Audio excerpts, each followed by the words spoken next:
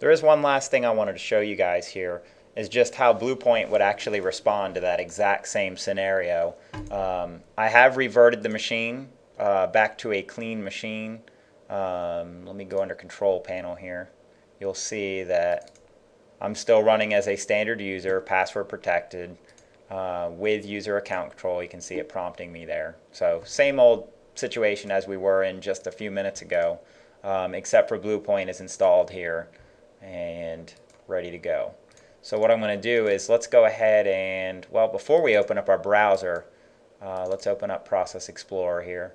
Or you can use Task Manager. I like Process Explorer just because it gives me more detailed information and it highlights new processes in red when they run, just so we can see what's going on there. So let's go to the same exact site. There's our lookalike video, which is actually just a download link. We're going to click on it.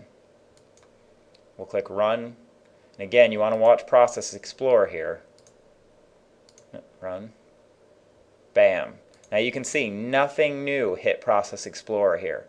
Very, very important that your security software does not allow a process to run, even for a second.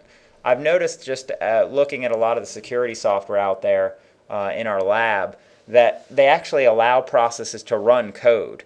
And then they're coming in sort of after the fact and trying to remove, terminate the process, take them out of memory. The problem with that is by the time you've allowed that process to run some code, you can get pretty creative even in about 5 seconds with a threat.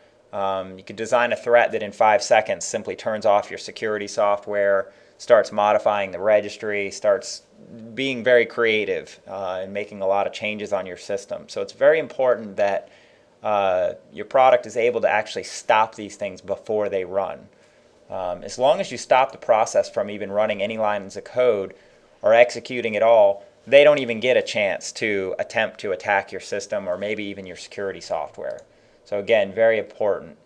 You can see we don't see Windows Video Player XP playing here. Just by default, BluePoint's popped up, taking care of it, not a problem. So just close that out. And again, just we'll do it another time. I'm going to save it to the desktop this time. Save.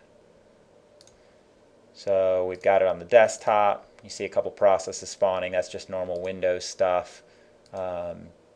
Let's go ahead. I closed out IE. That's what the red is. Let's go ahead and try it again. Again, this seems like a very simple test, guys, as far as just running an executable and you see it block it.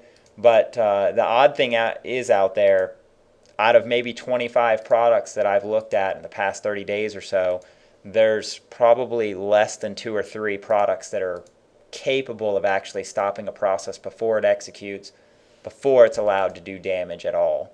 And then there's even fewer, if any, products that when it comes to a new unknown threat, meaning we create a threat here in our lab, just simply throw it on the desktop or do the same thing that I just did, pull it off our web server through a web page and execute it.